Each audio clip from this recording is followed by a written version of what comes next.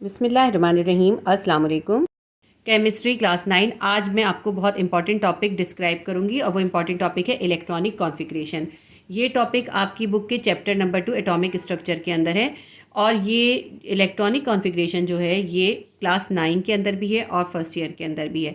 तो अगर आप इसको सीख लेंगे तो ये आपको इंशाल्लाह ताला इंटर के अंदर भी हेल्पफुल होगी। तो मैं आपको ये पूरा क्लियरली डिस्क्राइब करूंगी। सबसे पहले मैं आपको बताती हूँ कि इलेक्ट्रॉनिक कॉन्फ़िगरेशन क्या चीज़ होती है। देखें, एक एटम होता है, कोई भी एटम है, उसके सेंटर में न्यूक्लियस होगा। न्यूक्लियस के इर्द गिर्द जो है शेल है, मुख्तलिफ शेल्स हैं, ऑर्बिट्स हैं।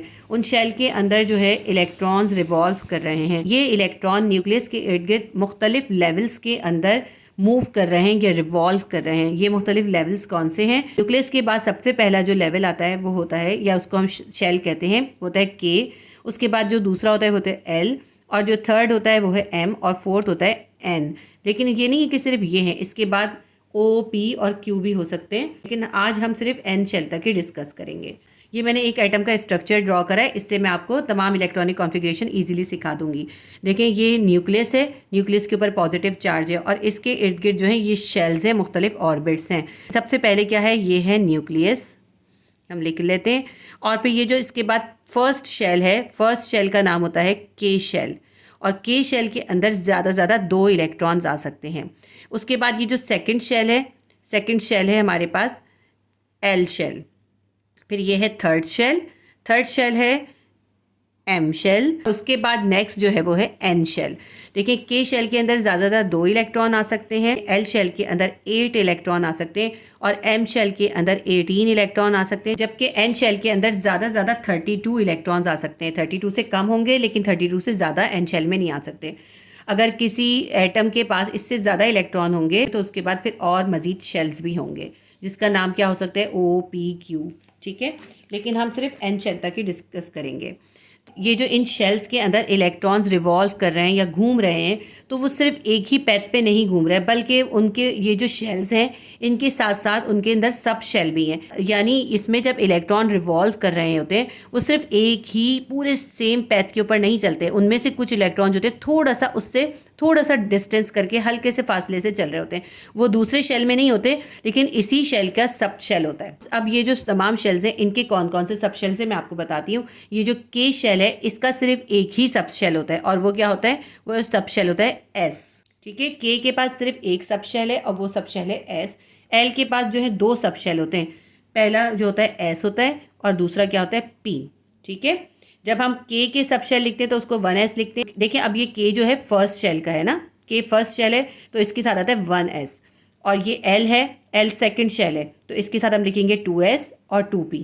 ठीक है, थर्ड हमारे पास है एम शेल। एम शेल के अंदर 3 सब शेल होते हैं, एक एस होता है, फिर पी होता है और फिर डी होता है, एस, पी, डी। और इसके साथ जो है, क्योंकि ये थर्ड शेल है तो इसके साथ हम लिखेंगे 3s, 3p, 3d। मैं आपको यहाँ पे लिख के दिखा देती हूँ। के शेल के साथ हम क्या लिखते हैं, 1s, और एल शेल के साथ हम क्या लिखते हैं, 2s एंड 2p, और एम शेल के साथ हम लिखेंगे 3s, 3p, और उसके बाद हम लिखेंगे 3d। एन शेल के अंदर जो सब शेल्स होते हैं वो कौन से होते हैं, एस, पी, डी और एफ। इसको हम कैसे लिखेंगे, क्योंकि ये फोर्थ शेल के सब शेल है, हम लिखेंगे 4s, 4p, 4d and 4f। ठीक है, ये हो गया। अब मैं आपको ये बताती हूँ कि इन सब शेल्स के अंदर ज़्यादा कितने इलेक्ट्रॉन्स आ सकते हैं। जो एस सब शेल है उसके अंदर सिर्फ 2 इलेक्ट्रॉन आ सकते हैं, इससे ज़्यादा इलेक्ट्रॉन नहीं आते। और इसी तरह जो पी सब शेल है, पी सब शेल के अंदर सिर्फ 6 इलेक्ट्रॉन आ सकते हैं, और डी सब शेल्स के अंदर ज़्यादा से ज़्यादा जो है 10 इलेक्ट्रॉन्स आ सकते हैं, और एफ सब शेल के अंदर ज़्यादा से ज़्यादा 14 इलेक्ट्रॉन्स आ सकते हैं। ठीक है, ये सब शेल्स हो गए। अगर किसी एटम के पास एन शेल से ज़्यादा शेल होंगे, यानी कि एन के बाद ओ, पी, क्यू होगा, यानी कि 5th, 6 और 7 भी शेल होंगे। अगर 5 शेल होंगे तो हम 5s, 5p, 5d लिखेंगे। ठीक है, इस तरह से करते हैं। मैंने आपको बता दिया कि सब शेल्स क्या हैं और उनके अंदर कितने कितने इलेक्ट्रॉन्स आ सकते हैं। अब मैं यहाँ पे आपको एक इंपॉर्टेंट चीज़ सिखाती हूँ, ये आपने बहुत अच्छे से समझनी है। इलेक्ट्रॉनिक कॉन्फ़िगरेशन में ये आपको बहुत हेल्प करेगी। देखिए, पहला अगर हमारे पास शेल है तो पहले शेल को हम क्या लिखेंगे, 1s, और 1s के अंदर सिर्फ 2 इलेक्ट्रॉन आ सकते हैं, मैंने आपको बता दिया है। ठीक है, फिर उसके बाद हमारा सेकेंड शेल आता है, ये एल शेल भी कह सकते हैं। एल शेल के अंदर क्या होगा, 2s और 2 पी सबशेल्स होंगे। ठीक है, ये जो मैंने यहाँ लिखा था ना, यही यहाँ पर लिख रही हूँ, लेकिन इसको हम आगे भी मज़ीद इसको मैंने डिस्क्राइब करना है। अब ये थर्ड शेल हो गया। थर्ड शेल कौन सा है? हमारा एम शेल है। थर्ड शेल का हम क्या लिखेंगे? 3s 3p और फिर 3d। ठीक है, फिर उसके बाद फोर्थ शेल है हमारा, फोर्थ शेल है n। n के साथ हम क्या लिखेंगे? 4s 4p 4d और फिर आ जाएगा हमारे पास 4f। ठीक है, इसके बाद अगर हमारे पास n के बाद आगे भी शेल होते हैं, जैसे कि o या p और q होता है, तो वो कौन सा शेल होगा? ये तो k l m n तो 4 हो गए ना। फिफ्थ शेल भी है अगर किसी के पास, तो फिफ्थ शेल के सब शेल क्या लिखेंगे? हम लिखेंगे 5s 5p और फिर 5d। देखें, ये इस तरह करके इंक्रीज़ हुआ था, अब ये इस तरह ही करके रिड्यूस हो जाएगा। जब फिफ्थ वाले शेल के अंदर हम पहुंच जाते हैं, फिफ्थ वाले शेल के पास जो होते हैं 3 सब शेल होते हैं। फिफ्थ वाले शेल के पास s p d सब शेल होते हैं, f सब शेल नहीं होता। अगर उसके बाद हम सिक्स शेल के ऊपर आ जाएं, तो सिक्स शेल के पास जो होगा 6s होगा और फिर 6p होगा और d नहीं होगा। लेकिन अगर उसके पास हमारे पास 7 शेल भी है, तो 7 शेल के बाद सिर्फ s होगा। अगर आप इसको देखें तो ये इस तरह देखें, ये इस तरह करके शेप बन गया। देखें, शेल नंबर 1 के पास 1s था, इसी तरह शेल नंबर 7 के पास भी सिर्फ s ही सब शेल है। इसी तरह शेल नंबर 2 के पास s और p था और शेल नंबर 6 के बाद भी s और p है। ठीक है, आप इस तरह से देखें, ये इस तरह इंक्रीज़ हुआ और ये इस तरह डिक्रीज़ हुआ। शेल नंबर 3 के पास एस पी डी था, इसी तरह शेल नंबर 5 के पास एस पी डी है। शेल नंबर 4 के पास एस पी डी एफ सब शेल हैं। ये आपको समझ में आ गया? जो हमने लिखा है ना, ये हमें इलेक्ट्रॉनिक कॉन्फ़िगरेशन में बहुत हेल्प करेगा। अब इसके अंदर जो है हम कुछ लाइंस डालेंगे। देखें, आप इसके अंदर ऐसे करके लाइंस डाल लीजिए, इससे भी आपको बहुत हेल्प होगी। ये देखिए, इस तरह करके आप लाइन डाल लीजिए, इससे आपको पता चलेगा कि कौन से सब शेल पहले आएंगे और कौन से बाद में आएंगे। देखिए, 3D 4P 5s के साथ आ जाएगा, इसी तरह 4D 5P 6s के साथ आ जाएगा, 6s के साथ। ठीक, इसके बाद 4F 5D 6P ये एक साथ आ जाएंगे। तो ये जो लाइंस डली है ना, इन लाइंस की बहुत वैल्यू है। जब आप इलेक्ट्रॉनिक कॉन्फ़िगरेशन करेंगे तब आपको ये बात समझ में आएगी। अब मैं आपको कुछ इंपॉर्टेंट एलिमेंट्स की इलेक्ट्रॉनिक कॉन्फ़िगरेशन निकालना सिखाऊंगी। जब आप इलेक्ट्रॉनिक कॉन्फ़िगरेशन सीखेंगे उस वक्त आपको इस डायग्राम की ज़रूरत पड़ेगी। ये आपकी बुक में पेज नंबर 48 पे बनी हुई है, आप उसमें से भी इसको देख सकते हैं। स्टार्ट करते हैं इलेक्ट्रॉनिक कॉन्फ़िगरेशन कुछ इंपॉर्टेंट एलिमेंट्स की। सबसे पहले है हाइड्रोजन। हाइड्रोजन का सिंबल H होता है और उसका एटॉमिक नंबर 1 होता है। एटॉमिक नंबर का मतलब ये होता है कि उस एटम के पास कितने नंबर ऑफ प्रोटॉन है, जितने प्रोटॉन होते हैं उतने ही उसके इलेक्ट्रॉन होते हैं। तो इन एटॉमिक नंबर से हमें पता चलेगा कि उस एटम के पास कितने इलेक्ट्रॉन मौजूद हैं और इन्हीं इलेक्ट्रॉन्स के नंबर ऑफ इलेक्ट्रॉन से ही इलेक्ट्रॉनिक कॉन्फ़िगरेशन लिखी जाएगी। सबसे पहले हमारे पास है हाइड्रोजन। हाइड्रोजन का एटॉमिक नंबर है 1। तो इसके पास सिर्फ एक ही इलेक्ट्रॉन है, तो इसके पास सिर्फ एक ही शेल है, तो एक ही शेल का सब शेल भी एक ही होता है। तो हम क्या लिखेंगे? हम लिखेंगे 1s1, क्योंकि इसके पास सिर्फ एक ही इलेक्ट्रॉन है। तो इसके पहले शेल का जो सब शेल होगा उसके पास सिर्फ एक ही इलेक्ट्रॉन होगा, तो ये इनकम्प्लीट होगा। एस सब शेल जो है 2 इलेक्ट्रॉन से कंप्लीट होता है, तो इसकी इलेक्ट्रॉनिक कॉन्फ़िगरेशन क्या आएगी? 1s1। सेकंड हम देखते हैं हीलियम। हीलियम का एटॉमिक नंबर है 2, यानी इसके पास 2 इलेक्ट्रॉन है। तो सबसे पहले तो फर्स्ट लिखेंगे, हम पहला सब शेल लिखते हैं 1s। 1s के पास कितने इलेक्ट्रॉन है? सिर्फ 2 ही इलेक्ट्रॉन है और इसके पास वैसे भी सिर्फ 2 ही आ सकते हैं, 2 से ज़्यादा नहीं आ सकते। ठीक है, ये हो गई इलेक्ट्रॉनिक कॉन्फ़िगरेशन हीलियम की। इसके बाद थर्ड देखते हैं बोरोन। बोरोन का एटॉमिक नंबर है 5, यानी इसके पास 5 इलेक्ट्रॉन है। तो सबसे पहले हम लिखेंगे फर्स्ट शेल लिखते हैं 1s2। फर्स्ट शेल का सब शेल s है, उसके बाद 2 इलेक्ट्रॉन है। अब इसके बाद जो है सेकंड शेल स्टार्ट हो जाएगा, यानी कि ये K शेल हो गया, ये अब हमारे पास L शेल स्टार्ट होगा। L शेल के अंदर ज़्यादा से ज़्यादा 8 इलेक्ट्रॉन आ सकते हैं। तो L शेल के अंदर जो है 2 सब शेल होते हैं। L शेल के सब शेल लिखेंगे तो हम लिखेंगे 2s और फिर लिखेंगे 2p। ये हो गए सेकंड शेल या L शेल के सब शेल 2s 2p। सबसे पहले फर्स्ट शेल का लिखा, फर्स्ट शेल के पास एक ही सब शेल था, उसके पास हमने दे दिए 2 इलेक्ट्रॉन। फिर हमने सेकंड शेल लिखा, सेकंड शेल के पास 2 सब शेल होते हैं s और p। तो s के पास तो 2 ही इलेक्ट्रॉन आते हैं। तो कितने हो गए ये इलेक्ट्रॉन? पहले काउंट कर लीजिए, 2 और 2 4 हो गए। हमें इसके अंदर कितने इलेक्ट्रॉन सब्स्टिट्यूट करने? 5 इलेक्ट्रॉन हमें इसके अंदर सब्स्टिट्यूट करने। तो 2 और 2 4 तो पहले से हो गए, अब सिर्फ एक इलेक्ट्रॉन बचा, तो 2p के पास सिर्फ एक इलेक्ट्रॉन आएगा। ठीक है, ये हो गई बोरोन की। इसके बाद हम देखते हैं ऑक्सीजन। ऑक्सीजन का एटॉमिक नंबर है 8, यानी इसके पास 8 इलेक्ट्रॉन्स हैं। तो सबसे पहले फर्स्ट शेल का सब शेल 1s2, फिर हम सेकंड शेल बनाते हैं, सेकंड शेल के पास 2s और 2p होगा, ठीक है। तो अब हम पहले 2s के पास 2 इलेक्ट्रॉन दे देते हैं, क्योंकि s के पास सिर्फ 2 इलेक्ट्रॉन आ सकते हैं। ये अब इनको काउंट कर लें, 2 और 2 4 हो गए, और हमें कितने इसमें प्लेस करने, 8 प्लेस करने हैं। कितने इलेक्ट्रॉन बचे, 4 बचे, तो 2p के अंदर 4 इलेक्ट्रॉन्स आ जाएंगे। ऑक्सीजन की इलेक्ट्रॉनिक कॉन्फ़िगरेशन बन गई 1s2 2s2 2p4। देखिए कितना आसान तरीका है, बिल्कुल मुश्किल नहीं है। 5th नंबर पे हम करते हैं नियॉन। नियॉन का एटॉमिक नंबर है 10, यानी उसके पास 10 इलेक्ट्रॉन्स है। सबसे पहले हमने फर्स्ट शेल का सबशेल लिखा 1s2, फिर हमने सेकंड शेल का सबशेल दोनों लिख लिए 2s और 2p, और s के पास कितने आएंगे, 2 आएंगे, और p के पास ज़्यादा 6 आ सकते हैं, लेकिन पहले हम काउंट करेंगे। 2 और 2 4 हो गए, कितने बचे हमारे पास, 6 बचे, तो यहाँ पे 6 आ जाएंगे, ठीक है। और इसके पास अगर 6 से ज़्यादा होते तो फिर हमारा थर्ड शेल स्टार्ट हो जाता, जो अभी हम आगे करेंगे, ठीक है। यहाँ पे हमारे पास इसके पास p के पास 6 आ गए। अब इनको काउंट कर लें, 6 7 8 9 10, पूरे 10 इलेक्ट्रॉन्स हो गए। इलेक्ट्रॉनिक कॉन्फ़िगरेशन क्या बनी नियॉन की, 1s2 2s2 2p6।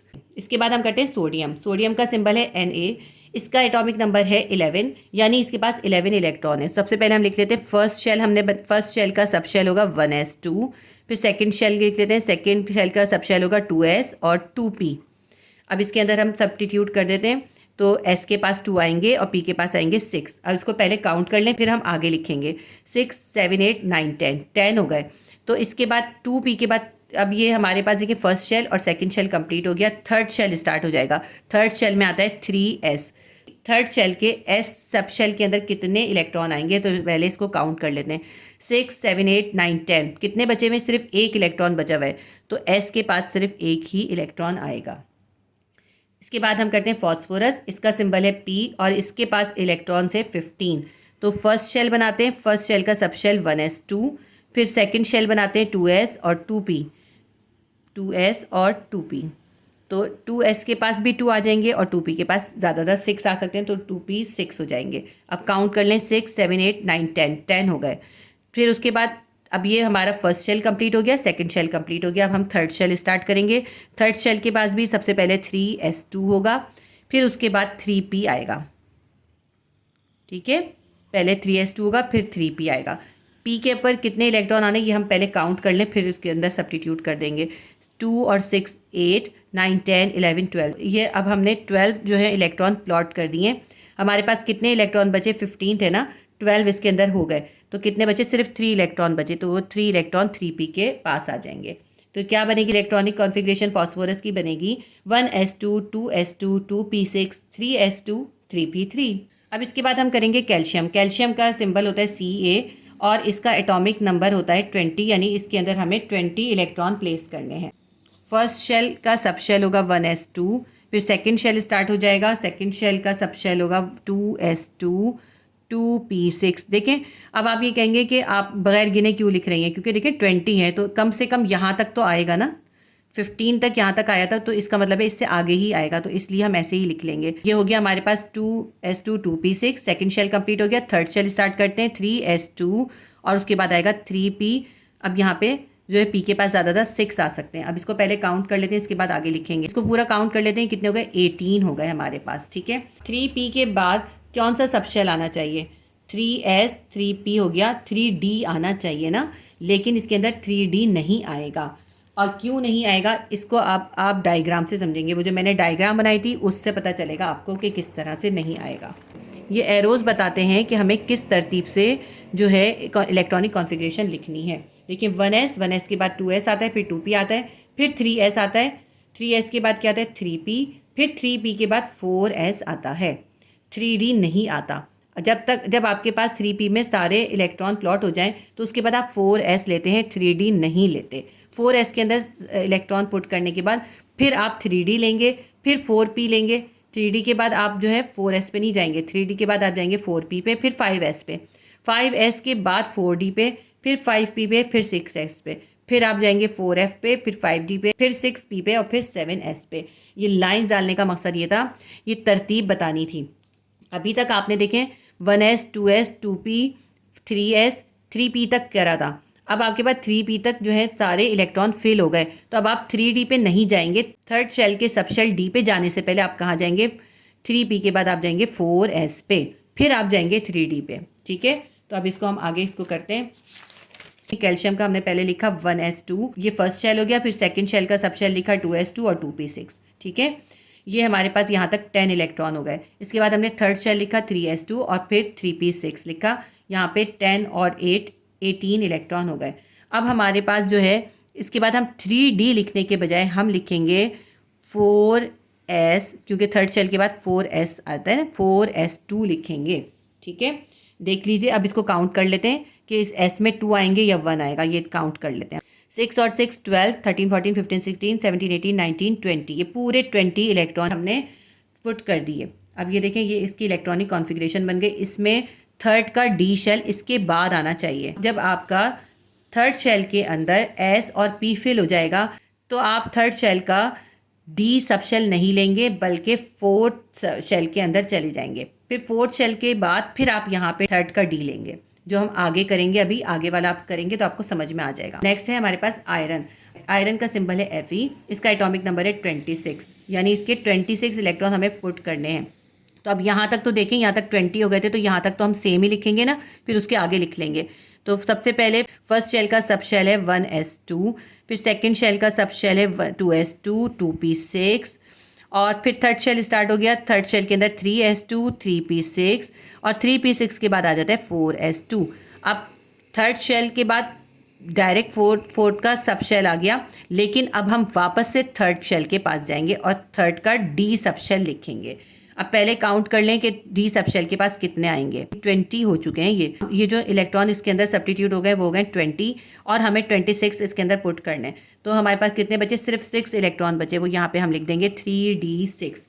और ये याद रखिएगा, डी के अंदर, डी सब शेल के अंदर ज़्यादातर 10 इलेक्ट्रॉन आ सकते हैं। अगर डी के पास 10 से ज़्यादा इलेक्ट्रॉन होंगे तो फिर हम फोर्थ शेल में चले जाएंगे। अब ये हमारी आयरन की इलेक्ट्रॉनिक कॉन्फ़िगरेशन हो गई। 1s2 2s2 2p6 3s2 3p6 4s2 3d6। ठीक है, कितनी आसानी से हो गई ना।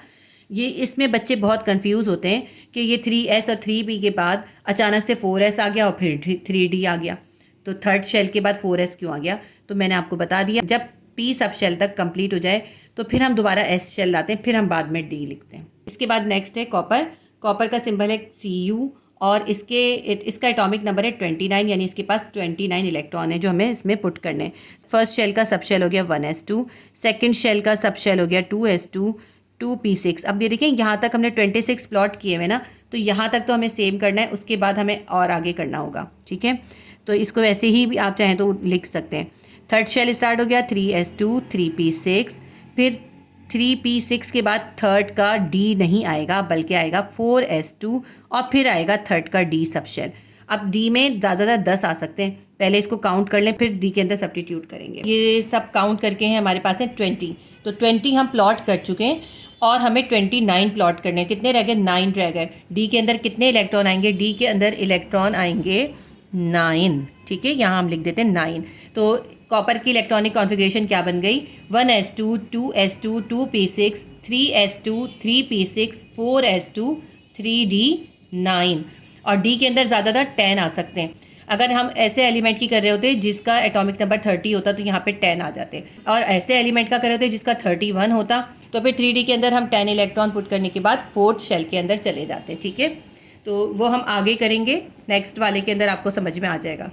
थोड़ा सा इससे और ज़्यादा कॉम्प्लिकेटेड करते हैं हम। जितने ज़्यादा हम आगे हैवी न्यूक्लियस लेते रहेंगे उसका एटॉमिक नंबर बढ़ता रहेगा, और एटॉमिक नंबर बढ़ेगा तो हमारी इलेक्ट्रॉनिक कॉन्फ़िगरेशन थोड़ी कॉम्प्लिकेटेड होती जाएगी सब। इसके बाद मैंने लिया है क्रिप्टॉन। क्रिप्टॉन का एटॉमिक नंबर है 36, यानी 36 इलेक्ट्रॉन प्लॉट करने। इसी तरह इसको ईजीली कर सकते हैं। सबसे पहले हम लिख लेते हैं 1s2 2s2 2p6।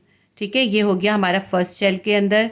First shell के सब शेल में 2 आ गए, फिर सेकंड शेल के सब शेल में 2, सब शेल एस के अंदर 2 आ गए और पी के अंदर 6 आ गए।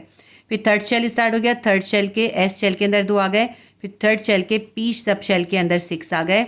अब इसके बाद थर्ड शेल के p6 के बाद जो है थर्ड शेल का d नहीं आएगा, बल्कि 4s2 आएगा। 4s2 आएगा, उसके बाद आएगा थर्ड शेल का d सब शेल। d सब शेल के अंदर सबसे ज़्यादा 10 आ सकते हैं। तो पहले काउंट कर लेते हैं, फिर देखते हैं इसमें 10 आ सकते हैं या नहीं। हमारे हो गए 6 और 6 12 13 14 15 16 17 18 19 20 हो गए हमारे पास। तो इसका मतलब है हमें तो 36 प्लॉट करने हैं, तो यहाँ पे हम 10 लिख सकते हैं। अब थर्ड शेल का सब शेल डी जो था वो भी फेल हो गया, इसमें ज़्यादातर 10 ही आ सकते हैं। ठीक है। तो अब देखें थर्ड शेल के हमारे कौन कौन से फिल हो गए, 3s2, 3p6 और 3d10। थर्ड शेल के तीनों सब शेल फिल हो गए। थर्ड शेल के पास यही 3 सब शेल होते हैं। तो फिर उसके बाद हमने फोर्थ शेल लिखा है, लेकिन देखिए फोर्थ शेल पहले आया, ये मैं आपको बता चुकी हूँ ना डायग्राम के अंदर बना के कि फोर्थ का सब शेल एस पहले आएगा। तो 4s2 आ गया। अब 4s2 के बाद क्या आना चाहिए, 4p आना चाहिए। अब पहले काउंट कर लीजिए कितने हो गए, ये हमारे पास हो गए 30 हो गए हमारे पास। तो हमारे पास सिर्फ 6 बचे। 4p के पास कितने आ जाएंगे, 6 आ जाएंगे इलेक्ट्रॉन। तो ये हमारी इलेक्ट्रॉनिक कॉन्फ़िगरेशन क्रिप्टॉन की पूरी हो गई। 1s2, 2s2, 2p6, 3s2, 3p6, 4s2, 3d10 और 4p6। आप ये देख लीजिए थर्ड शेल के डी सब शेल से पहले फोर्थ शेल का एस सब शेल आएगा।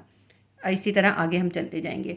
इसके बाद थोड़ा सा और कॉम्प्लिकेटेड और मुश्किल करते हैं, सिल्वर करते हैं। सिल्वर का सिंबल होता है Ag और इसका एटॉमिक नंबर है 47। अब हमें 47 इलेक्ट्रॉन प्लॉट करने हैं। इसी तरह हम करेंगे। सबसे पहले यहाँ तक 36 हुए थे ना, अब इसके अंदर काफ़ी ज़्यादा है तो थोड़ी सी ज़्यादा जगह लगेगी इसके अंदर। सबसे पहले फर्स्ट शेल का सब शेल में आ गए 2, फिर सेकंड शेल के सब शेल में 2 आ गए, फिर सेकंड शेल के सब शेल P के अंदर 6 आ गए, थर्ड शेल स्टार्ट हो गया। थर्ड शेल के S के अंदर आ गए 2, फिर थर्ड शेल के P सब शेल में आ गए 6, फिर थर्ड शेल का D सब शेल नहीं आएगा बल्कि फोर्थ शेल का सब शेल 4s2 हो जाएंगे। फोर्थ शेल के सब शेल S के अंदर भी 2 आ गए।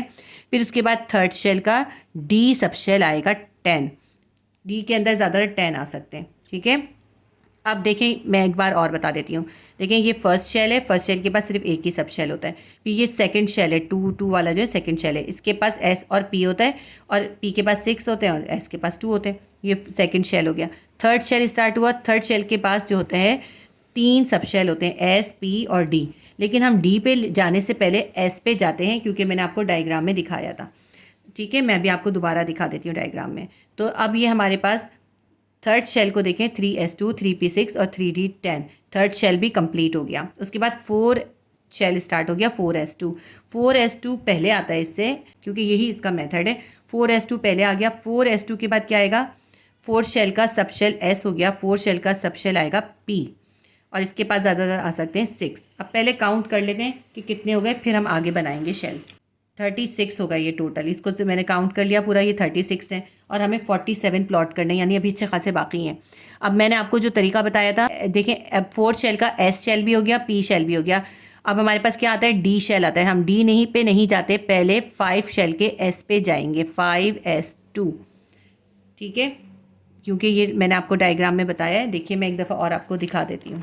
देखें थर्ड शेल के P के अंदर कंप्लीट करने के बाद हम फोर्थ शेल के सब शेल S में गए, फिर हम थर्ड शेल के D में चले गए, उसके अंदर हमने 10 इलेक्ट्रॉन प्लॉट कर दिए। उसके बाद हम जाएंगे फोर्थ शेल के P सब शेल के अंदर, इसके अंदर हम 6 प्लॉट करेंगे।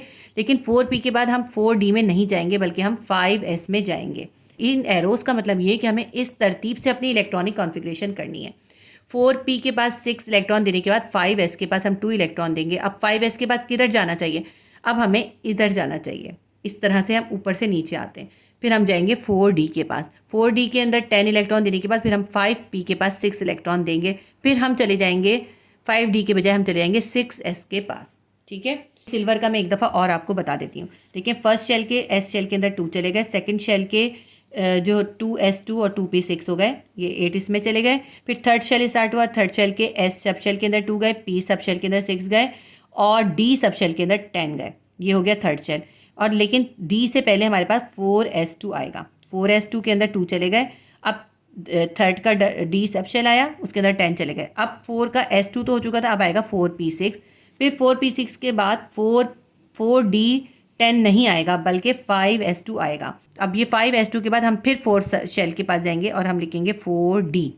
अब इसमें कितने आने, पहले हम इनको काउंट करेंगे फिर हम D में प्लॉट करेंगे। D के अंदर हम ज़्यादातर 10 प्लॉट कर सकते हैं। अगर हमारे पास 10 से ज़्यादा इलेक्ट्रॉन बच रहे हुए तो फिर हम 5p के सब शेल में चले जाएंगे, ठीक है। तो पहले इसको काउंट कर लेते हैं कितने हैं ये मैंने तमाम काउंट कर लिए। ये हमारे पास हो गए 38 इलेक्ट्रॉन, हमें 47 प्लॉट करने। तो हमारे पास अब कितने बच गए, हमारे पास सिर्फ 9 इलेक्ट्रॉन बच गए। तो 4d के अंदर कितने इलेक्ट्रॉन आएंगे, 9 इलेक्ट्रॉन आएंगे। इसमें 10 आ सकते हैं। अगर हम सिल्वर से भी बड़े किसी आइटम की इलेक्ट्रॉनिक कॉन्फ़िगरेशन करेंगे तो फिर हम D से आगे जाएंगे। फिफ्थ शेल का सब शेल S तो आ चुका है, तो फिर इसके बाद अगर हमें आगे और इलेक्ट्रॉन प्लॉट करने होंगे तो फिर हम फिफ्थ शेल के P सब शेल में जाएंगे। तो आपके लिए जो है इतना ही काफ़ी है, ये आपके लिए बहुत हेल्पफुल रहेगी। मैंने कोशिश की कि आपको इलेक्ट्रॉनिक कॉन्फ़िगरेशन में ईज़ी तरीके से समझाऊँ, और ये इलेक्ट्रॉनिक कॉन्फ़िगरेशन आपको आगे क्लासेस में फर्स्ट ईयर सेकेंड ईयर में भी बहुत हेल्पफुल रहेगी। अगर आप इसकी बेसिक अभी सीख लेंगे तो आगे जाके आपको बहुत ईजी हो जाएगा। तो उम्मीद करती हूँ ये वीडियो आपके लिए हेल्पफुल रही होगी। अगर इस वीडियो से आपको थोड़ी सी भी हेल्प हुई हो तो प्लीज़ वीडियो को लाइक ज़रूर कीजिएगा और शेयर भी कीजिएगा अपने फ्रेंड्स के साथ। अगर चैनल पे नए हैं तो सब्सक्राइब कर लीजिए और बेल आइकॉन को क्लिक कर दीजिए, ताकि जैसे ही मैं कोई नई वीडियो अपलोड करूँ तो आपको नोटिफिकेशन मिल जाए। अल्लाह हाफिज़।